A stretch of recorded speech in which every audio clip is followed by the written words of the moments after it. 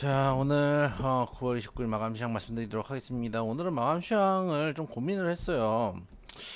왜 이렇게 마지막에 왜 이렇게 밀렸을까? 이런 고민들도 있고, 지금 뭐 영국에서 무슨 일이 일어나고 있길래 이 정도까지 장중에 밀릴까? 여러 가지 좀 고민들이 있고, 좀 흐름들을 보느라 마감 시황이 좀 늦었는데, 일단 우리 시장 오늘 장중에 큰 상승폭을 보여줬습니다. 일단 저는 이제 계속 주장하는 게 국내 정치적인 문제가 시장에 압박을 준다라는 생각을 하고 있습니다. 월요일날 급락 때문에 그렇게 생각을 하는 게 많이 있습니다. 그런 측면이 좀 많이 있고, 보시면 월요일날 급락을 했잖아요. 월요일날 급락이 사실 주말 중에 이슈를 반영한 거기 때문에 그런 측면들, 사실 월요일날 다른 나라 시장들이 크게 빠지진 않았거든요. 그런 측면들을 생각한다면은 정치적인 이슈라고 보는데, 사실 이제 우리도 정치적인 이슈가 문제가 되지만은 지금 영국도 정치적인 이슈가 있는 거죠. 어떻게 보면은 새로 이제 부임한 트러스 총리가 대규모 감세 정책을 발표하니까, 그러면 국가 그 재정의 부실을 가져올 수가 있죠. 그러다 보니까 미국 그 영국 파운드화의 환율이 급등을 하면서 파운드 환율의 급등은 통화 약세라고 말씀드렸습니다. 환율과 통화는 반대라고 말씀을 드렸습니다. 그래서 중앙은행에서 BOE에서도 돈을 풀면서 채권을 사들이면서 환율 방어에 나섰었는데, 이제 그런 일련들의 과정이 있으면서 지금 어제 이제 그 리스크가 발생을 했고, 오늘에 돌아선 오늘까지 이제 왔는데, 일단 우리 볼까요? 우리 시간 9시에 장이 열리죠. 장이 열리는데 9시부터도 이제 파운드화가 조금 올라가기 시작했습니다. 어제 보면은 파운드화가 올라가다가 장 막판에 쭉 밀려가지고 떨어졌죠. 이러다 보니까 이제 어제 유럽 시장이 좀 안정적으로 끝났는데, 그리고 오늘 장이 열리니까 다시 파운드화가 슬금슬금 9시 전부터, 우리 장 열리기 전부터 슬금슬금 올라가기 시작합니다. 그때까지도 우리 시장 어떻게 좀 버텨보는 것 같았는데, 보시면 분봉상 보시면 장 막판에 처음부터 이제 조금씩 올라가다 그래도 버티다가 밀리고 2시 조금 되기 이전부터 밀리기 시작했는데, 보면은 파운드화가 요 양봉이 떠 있죠. 요 양봉, 요게 한 이제 2시쯤 2시 언저리부터 양봉이 탁 튀어 오르는 양봉이 나왔는데, 요 부분이 시장에 좀 부담을 준 게 아닌가라고 생각이 됩니다. 그러면서 밀렸는데, 문제는 내던진 사람들, 내던진 주체를 좀 볼 필요가 있습니다. 오늘 코스피 외국인 2200억 사고 기관 22억 던졌습니다. 거의 안 팔았다는 얘기죠. 개인이 2200억, 지금 개인들 완전히 투심 죽었습니다. 코스닥 외국인이 1369억 샀고 기관이 1075억 샀습니다. 개인이 2400억 던졌고요.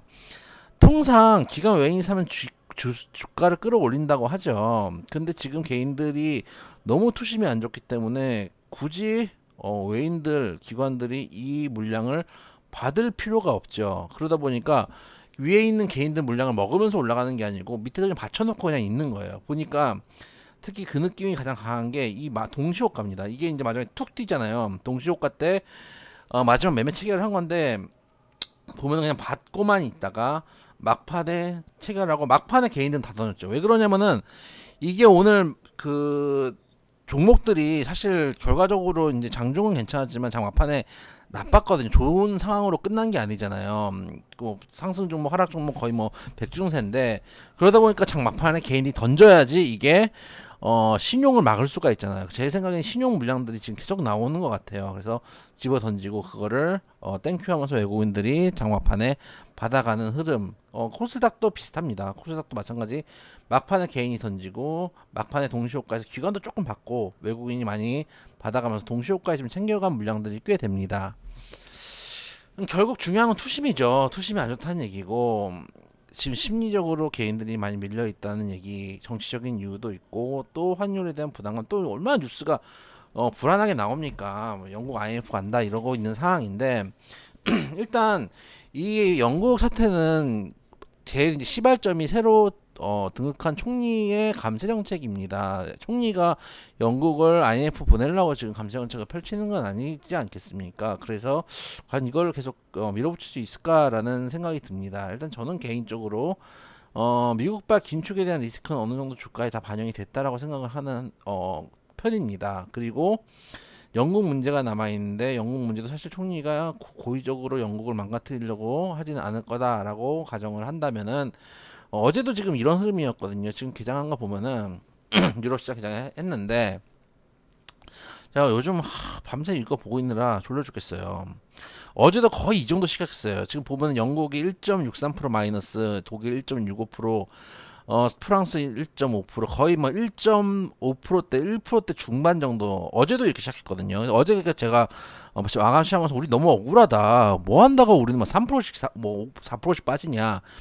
이렇게 말씀을 드렸었는데 오늘도 좀 비슷하게 시작을 했습니다. 그리고 지수 선물도 약간 빠져서 시작을 하고 있는데 이따가 미국 시장이 어떻게 되는지 상당히 중요할 것 같아요. 개파락을 해서 시작을 했다가 그거를 메우는 양봉이 떠주면서 유럽 시장도 같이 올라오는지 확인을 해야 될 필요가 있다. 근데 상권에 지금 이제 미국발은 대충 이제 가락구가 나왔고 점도표가 완전히 나왔고 내후년부터 금리 인하한다는 것까지 나왔기 때문에 지금 다 가락구가 다 나온 상황이죠.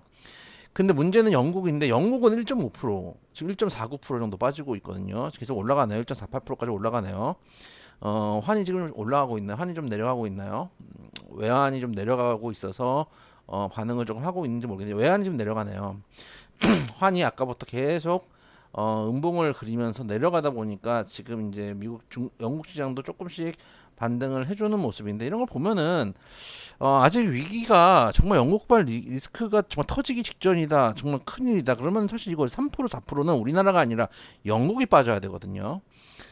그런 측면들을 봤을 때 미국 시장이 열리면서 여기에 대해서 대응책들이 나오면서 오히려 영국이 조금 낙폭을 줄이면은 우리 시장도 좀 긍정적인 영향이 있지 않을까. 오히려 우리 시장 투심 자체가 좀 안 좋은 게 문제기 때문에 리스크들은 지금 다 반영됐어요. 제가 보기에는 하나 빼고 러시아가 핵 쏘는 거 빼고는 지금 웬만히 다 리스크가 반영된 상태입니다. 왜냐하면은 예전에 우리가 제가 겪었던 그 여러분들 리먼을 안 겪어보셨으니까 겪었던 리먼 때도 조정이 있었는데 지금 그 조정폭보다 많이 나왔고 코로나 때 낙폭보다 지금 더 낙폭이 심하게 나온 상황이에요. 낙폭이라는 게 결국은 우리가 주가를 가지고 거래를 하는 거니까 그때보다 낙폭이 더 크게 나와 있는 상황이기 때문에 제가 보기에는 일단 긴축에 대한 리스크는 코로나 때보다 더 많이 반영이 됐다. 리스크의 양으로 봤을 때. 그리고 이 구간, 예전에도 긴축할 때, 급락을 했던 구간들이 있지만 이때보다 좀 많이 반영을 했기 때문에, 제 생각은 미국에 대한 문제 또 긴축에 대한 리스크 이런 것보다는 일단 영국발 자본들 이런 것 때문에 계속 우리나라 투심이 너무 안 좋은 것 같아서 조금 우려가 되는 정도입니다. 그래서 제 생각에는 신용 물량 털어내고 지금 시간 내에서도 꽤 많이 빠지는데 신용 물량 때문에 지금 시간 내에서 던지는 걸 거거든요. 오늘 장전에도 보니까 시간 내에 하한가 종목 엄청 많더라고요. 장전 시간에. 계속 신용 물량 털고 나면은 V자로 꺾어 올라갈 가능성 상당히 높다고 봅니다. 세력들도 신용을 털어낸 다음에 다시 올리는 경우들이 많이 있거든요. 거기다가 만약에 정부가 좀 정신을 좀 차려서 여기서 이제 그 기금 마련하고 있죠. 지금 평안 기금 마련하고 있는데 그거 하고 그게 이제 들어오고 공매도는 뭐 왜 금지를 안 시키는 거죠? 지금 코로나보다 더 많이 내려와서 지금 정신이 나간 건지 뭐 했는지 좀 이해를 못 하겠는데 단기간이라도 지금 뭐 없애자는 게 아니라 단기간 금지라도 좀 시키는 게 맞죠. 그런 측면들을 생각해 본다면 환율만 좀 안정되면은 충분히 올라올 수 있다. 지금 장 끝나고 참 우리 시장도 참 묘해요. 우리 시장 장 끝나고 나니까 5시쯤 되니까 장대 음봉 나오네요. 그러면서 오히려 이제 환율을 좀 내려가고 있는 중보다 지금 환율이 내려가 있는 상황이기 때문에 미국 시장이 좀 견조하고 뭐 그런 큰 문제들이 없다면은 지금 제 생각에는 지금 이 과대 낙폭은 언더슈팅이 과하게 보이거든요. 상당히 이 신용이 밀고 내려온 언더슈팅, 투심이 밀고 내려온 언더슈팅이기 때문에 아까 이제 어떤 회원님이 이렇게 물어보시더라고요. 언제 좋아집니까? 어떤 뉴스가 나와 좋아집니까? 지금 아무 뉴스도 안 나와도 올라갈 수 있어요. 또 악재를 반영했으니까. 그냥 개인들이 투심이 안 좋고 던지고 외국인 기관들이 받고 환율이 올라왔는데 여기서 어느 정도 환율이 더 올라가지만 않아도 외화가 지금 들어올 수 있는 개인 외국인들이 매매를 할 수 있는 지금 포지션이거든요. 그런 측면들 생각을 해봤을 때 우리가 지금 심리가 안 좋아서 그렇지 다 던지고 싶잖아 지금 다. 실제 퇴출당하시는 분 되게 많으실 거예요. 근데 한편으로 얼마 전에 코로나 때는 정말 더 심했거든요. 코로나 마지막 보면은 마지막에 8%, 이 음봉이 시가 지금 코스피입니다. 코스닥도 아니고 8%, 그리고 저가는 9%까지 빠졌었고 중간에 음봉들 보면은 가관입니다. 3%, 그 다음에 이것도 5%짜리 음봉, 그리고 막 종가에 3%, 저가 5% 이런 음봉이고, 코스닥도 그 당시를 보면은 그 당시를 딱 땡겨 보면은 보도록 하겠습니다. 보면은 코스닥도 그 당시에 막 마지막 음봉이 저가가 13%, 종가 11%. 그리고 이때가 왜 이렇게 많이 나왔냐면요. 지금하고 좀 비슷해요. 마지막에 IMF 온다. 이거 이러다가 큰일 난다. 왜 보이고 이게 그 뉴스가 나오면서 이때 급락을 한 거예요. 그리고 다음날 갑자기 급반등을 하죠. 이거 왜 급반등을 했을까요?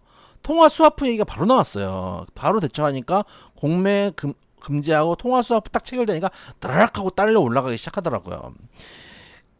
우리가 지금 IMF에 대한 되게 안 좋은 기억들이 있기 때문에 IMF라는 단어에 되게 민감하니까 하루 만에 뭐 11%, 13%씩 빠져버리니까 이런 상황인데 지금 우리가 지금 그런 상황이거든요. 지금 투심이 안 좋다 보니까 IMF 얘기 지금 나오잖아요.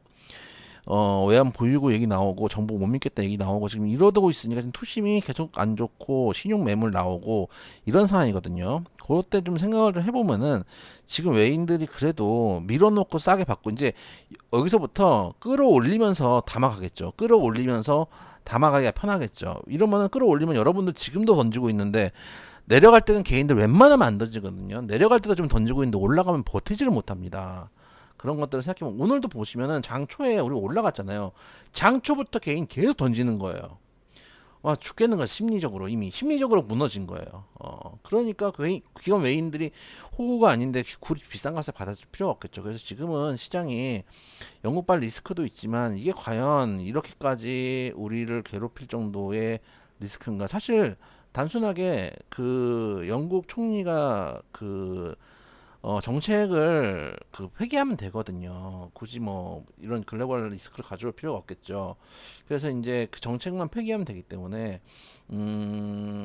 지금 이제 지수선물 딸려 올라오네요. 지금 제가 방송을 찍고 있는 시간이 6시인데 이걸 좀 확인하다 좀 늦었습니다. 오늘은 보면 다시 지수 선물이 딸려 올라와가지고 모르겠습니다. 저는 그래서 지금 이렇게 급락이 나올 이유가 없다. 전국발 변동성은 정작 영국도 아까 제가 방송 초에 1.6% 빨았다고 그랬잖아요. 영국 지금 1.2%까지 올라갔습니다.